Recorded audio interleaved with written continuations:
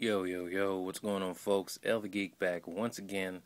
And something I've gathered from you guys that a lot of you want to hear my thoughts, my reviews, my comments, my impressions on a lot of these games that I've played. And I have a couple that I have stashed away that I just haven't posted. A lot of stuff's been going on, but we're going to do one on Gravity Rush. Now, I know you guys are looking at this case and it says Gravity Days. Well, I actually have the Japanese as well as the English version of the game. That's why when I was doing my playthrough, a lot of the trophies for completing stages weren't unlocking was because I had already played them. But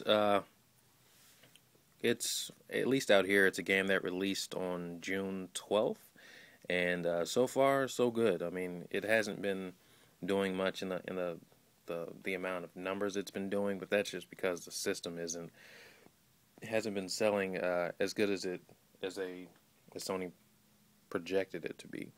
But it's made by Japan Studio, published by Sony, and I must say that this game is like hands down the reason to have a Vita, in my opinion. It's still, as we know, the PlayStation Vita is a port machine. Like, it's a lot of people that have actually taken the time to actually port the game that they made on the PS3 will even, have even said how easy it is to make these games and how easy it is to port them. And companies like Ubisoft and all those people are known for just porting a game over. And it's good to see something that's actually, a new fresh concept or something that's unique to the actual handheld console that could potentially be a console seller.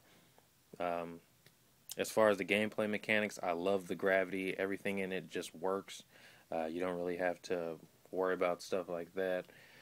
Um, Things that I really didn't like, sometimes I would get lost in the camera because I really didn't do I really didn't do the gyro control for the camera because I was mostly recording, and that just kind of messed it up for me. But sometimes I would still get lost in the controls as far as flying around. But it wasn't something that hindered my experience. Like, I still love the game.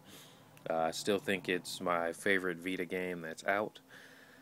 Um, and I think it'll be that for a while until a game actually comes up, steps up, and brings something to the table that we can't have somewhere else, which a lot of these games are sadly just doing. Um, I even thought so with Sound Shapes. That was a game that was supposed to step in and do it, but then it's going to PS3 as well. So I'd say, for the price, $40, this game is definitely worth it, man. I mean, if you're really into games and you want to have a new, um, what's the word? Just a fresh take on things, just something different. I definitely say give this a try because, in my opinion, this game is um, one of the top tier games for the actual PlayStation Vita that is not a port, which is hard to say for a lot of these games because a lot of the games are ports.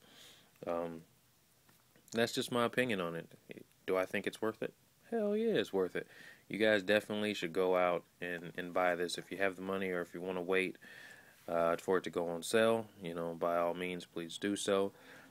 But this is definitely a game you at least want to experience at least just once. It depending on how you play it, it has I'd probably say a good 10 hours plus, depending on how you play and if you actually explore and go around looking for the gems like I did. I was going around like crazy.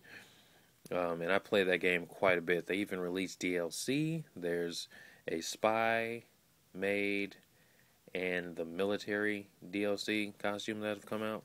Uh, on disc DLC, whatever. But for $3.99 each, and for a game that I enjoyed, it definitely um, expanded my enjoyment of the game, and it really makes me want to play it even longer, which I have been doing. So, it to me in that case, it's worth the value, and just to support the game in hopes that they bring a part two out to the Vita. Um, it works for me, but That's just my opinion. That's my point. I'd say I'd give it a 9 out of 10, just because there's a few things that kind of stop it from getting a 10, but um, it'd have to be like freaking flawless. But there's a few things that hold it back. But this game, in my opinion, is the best game to come out on Vita, especially as far as originality goes. But if you guys have any comments, let me know. Several of you have been saying that you like these type of videos and you like when I do like my reviews.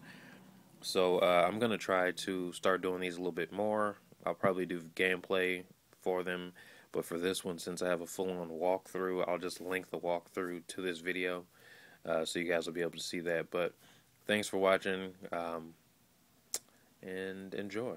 Peace.